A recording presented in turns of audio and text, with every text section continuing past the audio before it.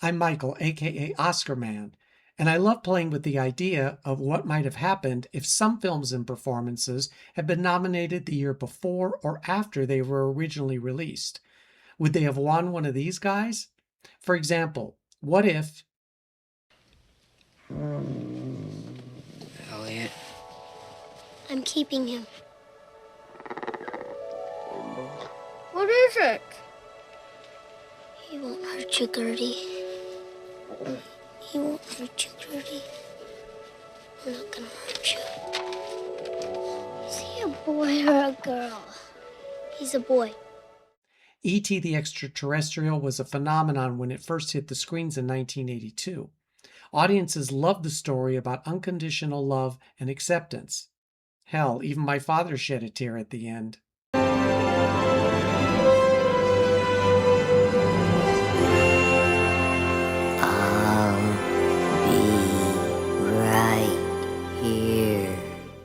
As you all know, E.T. made a fortune at the box office, currently in 7th place among the all-time highest-grossing films when adjusted for inflation. Any guesses which is number one? You're probably right. Anyway, E.T. received 9 Oscar nominations and won 4, but one of them was not for Best Picture. That award went to... Yes. In the end, you will walk out. Because 100,000 Englishmen simply cannot control 350 million Indians if those Indians refuse to cooperate. And that is what we intend to achieve. Peaceful, non-violent, non-cooperation. While Gandhi was no slouch, winning a total of 8 Oscars from its 11 nominations, even the film's director, Richard Attenborough, said, quote, "I was certain that not only would E.T. win, but that it should win," unquote. To the disappointment of many, Steven Spielberg's film did not. But what if E.T. had been released the previous year? Do you think it would have beaten 1981's Best Picture winner? We challenged in the name of Repton, Eaton, and Keith. I didn't know you ran. Nor are you. Some chap told me about this shindig over breakfast. I thought I'd come and push you along a bit, what? Delighted. Splendid. Good luck. Gentlemen, to your marks, if you please. Now remember, on the first strike of 12. For this video, I'm only going to speculate on whether a particular film or performance might have had a stronger chance of winning in another year, but without saying which nominee it should have replaced. Merely, I think that E.T. the Extraterrestrial would have easily won Best Picture instead of Chariots of Fire, irrespective of the competition. For me, it makes it more fun that way. Besides, to this day, I still don't understand how Chariots of Fire won the big prize, or costume design for that matter. What do you think? He controls you even when you're 2,000 miles away. He isn't the problem. Isn't he? No, he isn't. Now let's talk about what's really bothering you. No, let's talk about what's bothering you. Because that's what you want, isn't it? Jesus, what have I done to make you so angry with me? It's not what you've done, it's what you think I've done. You blame me for the whole thing. But can't you see anything except in terms of how it affects you? No, I can't. And neither can you, and neither can anybody else. Okay, so first, let's put aside hesitation by some of you as to whether Mary Tyler Moore was a lead or supporting role in Ordinary People, and simply consider how much she deserved to win for her shattering performance as the less maternal mother in 1980's Best Picture winner. Connie, come here. I want to take a picture of Connie and his mother. No, I'll tell you what, let's get the 3 men in there and I'll take a picture of you. Connie, move in a little closer to your mother, okay? Prize winner. Yeah, that's great. Portrait. That is great. Do it. Page 1, Lake Forester. Isn't it, Mother? Yes, it's I marvelous. love it. Oh, Yeah. shoot, it isn't Connie. Calvin. Hold it. Connie, smile. Calvin. Truly a breakout role for the popular actress, best known for her Emmy-winning roles in 2 acclaimed television sitcoms. You know which ones. Ordinary People showed a different and quite devastating side to Mary Tyler Moore, labeled as America's sweetheart who could turn the world on with her smile. She wasn't smiling much in Ordinary People, and I think she was a strong runner-up to the performance which won lead actress that year. All night. He took the picture, too.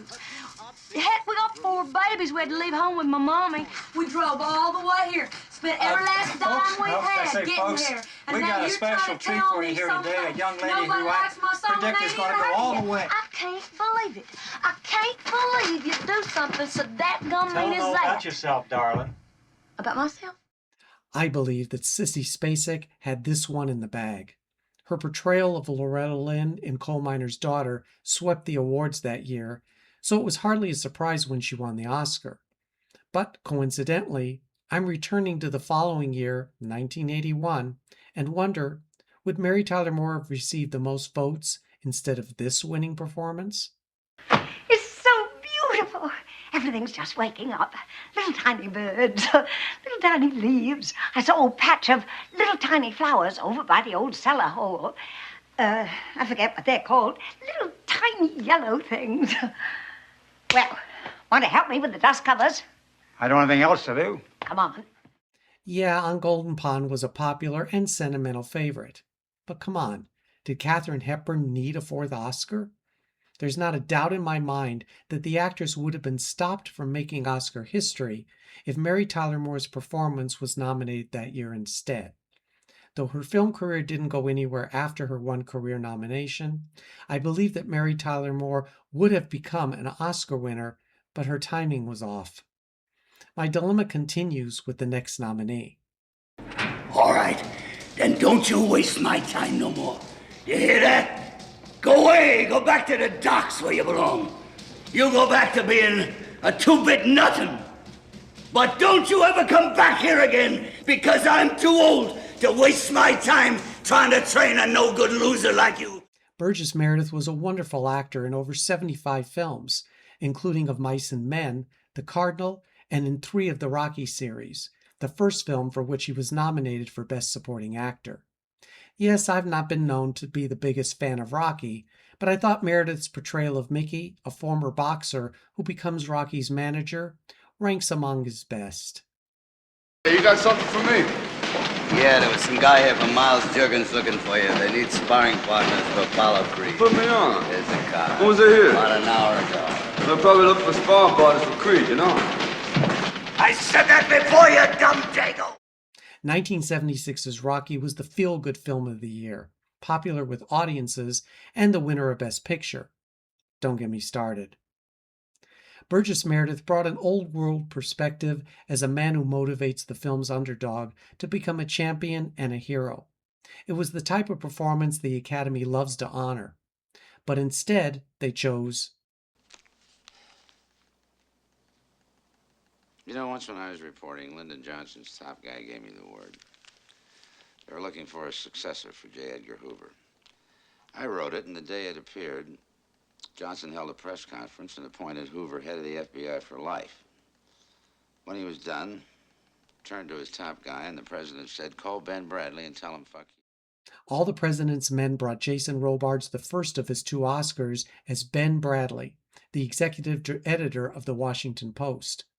This was not necessarily a surprise win, given the film's popularity, and I haven't heard many quibble with the Academy's choice that year. However, I also haven't come across a whole lot of support for Robards' second consecutive win.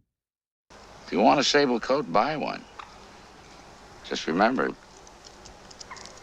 doesn't have anything to do with writing. It's only a sable coat and doesn't have anything to do with writing. Well, you'll never find anybody who fishes better than I do. No, never. Not as long as I live. Several actors have gone on to win Oscars for not a whole lot of screen time. In 1977's Julia, Jason Robards' performance of another real-life person, this time writer Dashiell Hammett, consisted of less than 11 minutes in the award-winning Julia. So it's not the amount of time he was in the film, but what exactly was so Oscar-worthy about him. If Burgess Meredith had been nominated that year, I think it would have been a no-brainer. What if that had happened? Do you agree? You heard what happened in my home? Mike, I almost died myself. It was all so relieved. In my home! In my bedroom where my wife sleeps! Where my children come and play with their toys. Al Pacino had to wait until his 8th nomination to finally win an Oscar for 1992's Scent of a Woman. But I'm going to go back to 1974 when he didn't win for his performance as Michael Corleone in that year's Best Picture winner, The Godfather Part 2.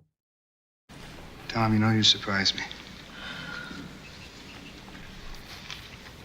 If anything in this life is certain,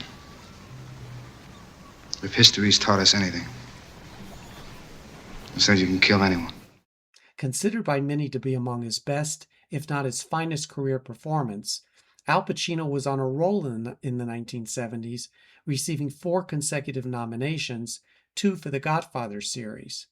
First, let's take a look at the performance which won Best Actor for 1974. So move in with me. You know, that's an interesting proposition. Two can live cheaper than one. Between your check and mine, we could be on easy street. I don't think I'm ready for marriage yet. Hey, mister, what's your name? Harry? I'm Celia. You want to chase around a little bit? It's okay. Run around all you want. I just want something to share the expenses. That's a very generous offer. I'm going to think about it. I know this is not one of your favorite wins. I'm going to go out on a limb, way out, and state that I thought Art Carney was excellent in Harry and Tonto, and I can understand why the Academy went for this sentimental performance. The year was filled with strong work in the category, and while I'm not sure why the Academy's choices for Best Picture and Best Actor didn't align, I do wonder what if Al Pacino had been nominated the year prior, where he would have, I think, easily won over this performance. Where you going? Nowhere. What does that mean? Well, I stay on the strip. I ride back and forth. All day? All day. There's no people still did that. Well, I'm just an old-fashioned girl. How old are you? 20. Nobody's 20. Okay, first, yes. Pacino was also nominated in 1973 for another outstanding performance, this time in Serpico. I'm not suggesting he would have competed against himself. Again, this is all for fun, and you can manipulate this as much as you choose. It's all what if. And though Jack Lemmon's second Oscar was awarded for his performance in Save the Tiger, how many really remember the film today? Lemmon was a popular and well-respected veteran, which is why I think he won. But if Al Pacino had been there for Godfather 2, I think things might have gone differently. Am I off base here? I'm sure you'll let me know. Well, darling, we all know about your vast experiences with Les Femmes, fatale or otherwise. Look, why don't you just come out with it? You can't stand Maximilian because he's everything that you're not. 1972's Cabaret has the distinction of winning the most Oscars without taking the top prize.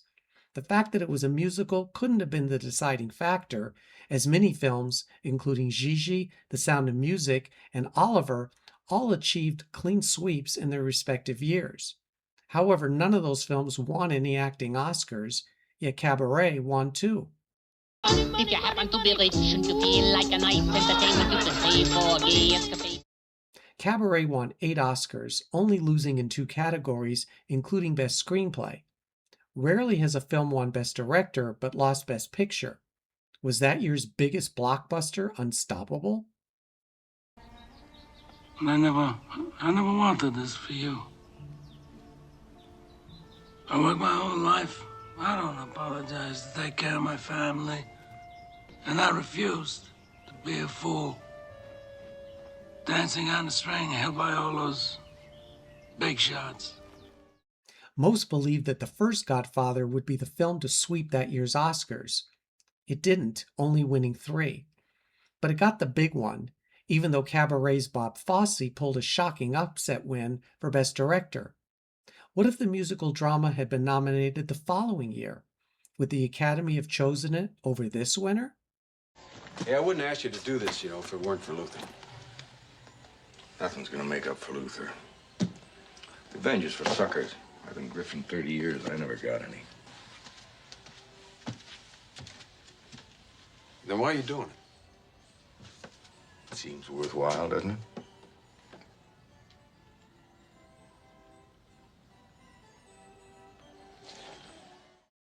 The Sting starred box office titans Paul Newman and Robert Redford and was a runaway success at the box office.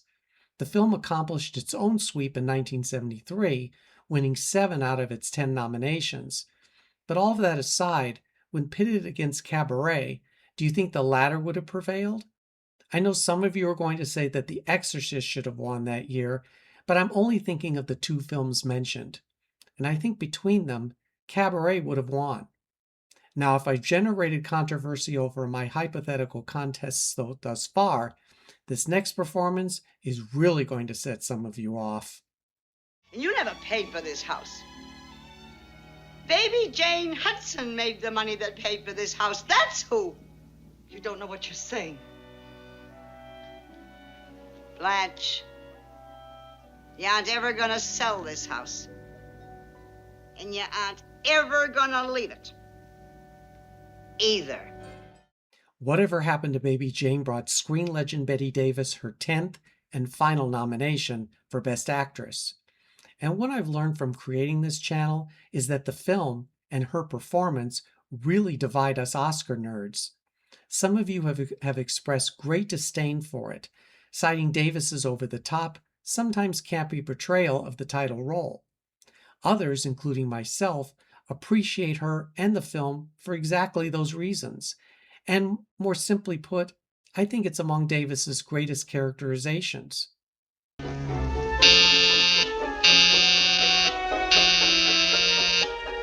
right, Blanche Hudson, Miss Big Fat Movie Star, Miss Rotten Stinking Actress, press a button, ring a bell, and you think the whole damn world comes running, don't you?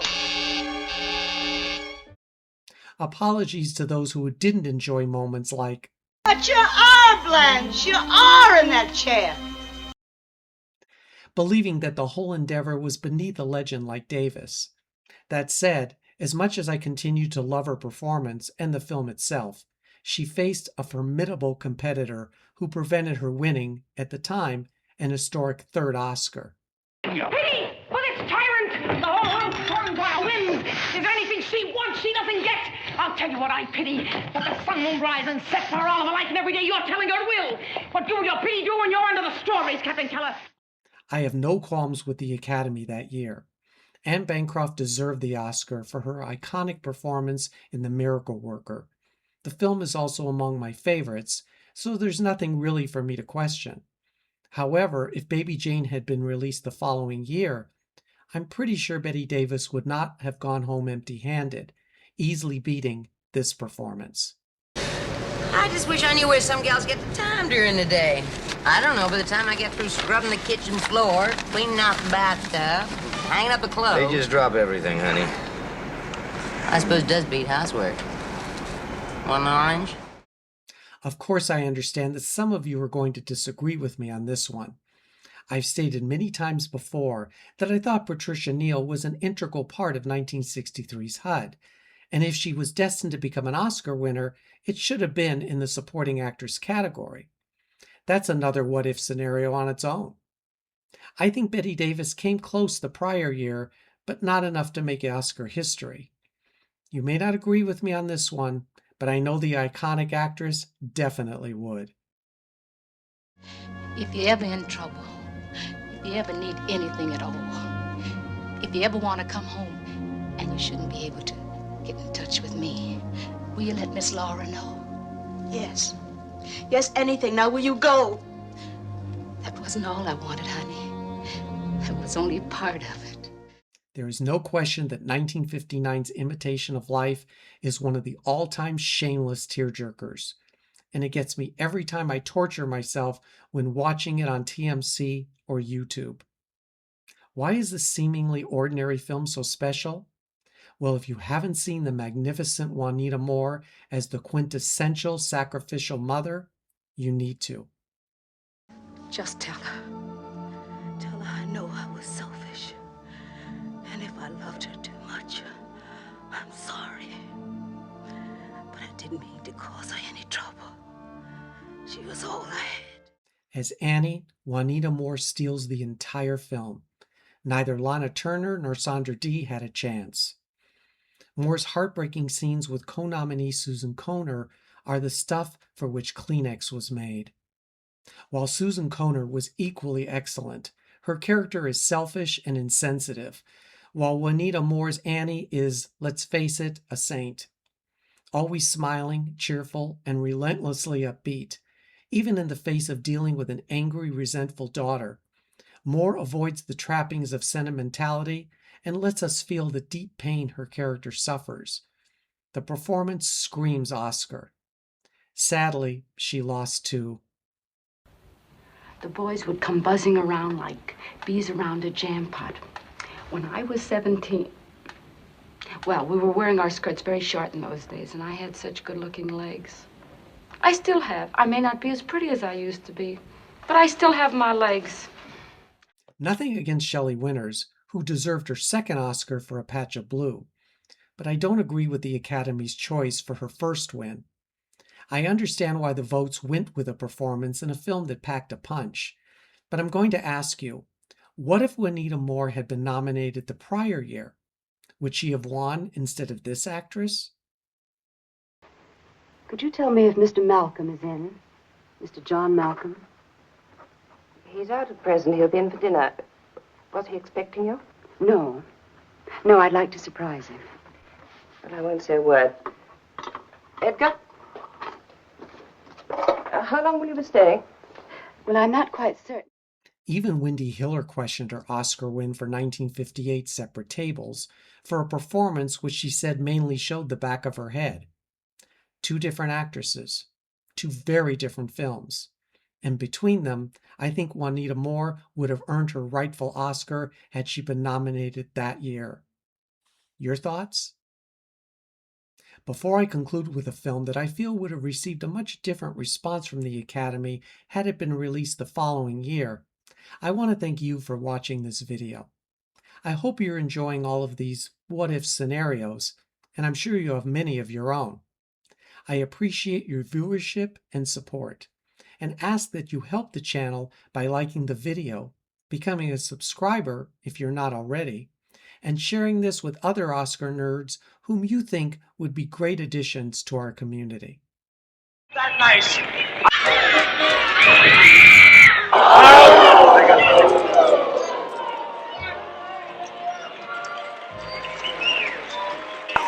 Shirley Clayton. We're going to miss you, Cheryl. Isn't that right, folks? So long, Cheryl. But don't despair. They Shoot Horses, Don't They? Also has a unique distinction, that being the film which received the most nominations without one for Best Picture, in this case 9. Inspired by the real-life dance marathons that took place during the Depression, the character-driven film deserved better than it got. Yes. They told me you were fools, that I was not to listen to your fine words, nor trust to your charity. Jesus Christ. You promised me my life, but you lied. You think that life is nothing but not being stone dead. Alice. Hey, that's great. I really mean it. Shakespeare, huh? It's from St. Jude. Yeah, that's what I figured. Maybe it's a little too highbrow, but don't you worry. I'll set up something just right for you. As the Master of Ceremonies, Gig Young won the film's only Oscar. Aside from the Best Picture snub, Jane Fonda and Susanna York did some of their career best work in their Oscar-nominated performances. To briefly recap, 1969 winners were Midnight Cowboy, Maggie Smith, and Goldie Hawn, respectively. But the following year was a different story. Here are the winners in those three categories. I train these men, Arthur. They'll do what I tell them to do. Perhaps we hadn't realized that you were quite so popular with your troops, General. I'm not. They'll do it because they're good soldiers. And because they realize, as I do, that we can still lose this war. Cleopatra must have been an artist. She reaped the essential from a man. She harvested the ultimate sensation, and then she threw away the husk. May I have one? Well, sure. I didn't eat much on the plane. The beef was a little too well done, and the salad dressing had garlic in it. I think you should tell them, my dear, that very often elderly people can't tolerate garlic. Gives them gas. Would They Shoot Horses, Don't They have won Best Picture over Patton had it been nominated? I don't know. Maybe not. Could Jane Fonda have defeated Glenda Jackson, the winner for Women in Love? Maybe. What if Susanna York had been in the running that year? Would she have been victorious over Helen Hayes in Airport? You tell me. If you've seen They Shoot Horses, Don't They, you probably understand. If you haven't, I recommend it highly. It's a brutal film, not easy to watch, but afterwards you'll likely wonder why it didn't do better at the Oscars. Be sure and let us know. In summary, I realize that I included a lot of films and performances from the 1970s, and here's why. While I feel that particular decade was perhaps the best in terms of the movie industry overall, conversely, the Academy made a lot of questionable choices during that period. I feel they got it more right than wrong during the 1940s, 50s, and 60s. The 80s were, for me, kind of and I have not been as enthused as I could be with the Oscars the past few decades. But I still love this guy, and it's not his fault that the film industry hasn't, in my opinion, produced the same caliber of work as it did many years ago. I know many of you will counter that. It's all good. Be sure and also share your what-if scenarios. I can't wait to read them. And until we meet again, here is the always blunt Bette Davis modestly expressing her thoughts on not winning a third Oscar. The last one, I was definitely robbed of. Because I think I lost by a very few votes for Jane. That was really a shock. Whatever happened to Baby Jane? Yeah.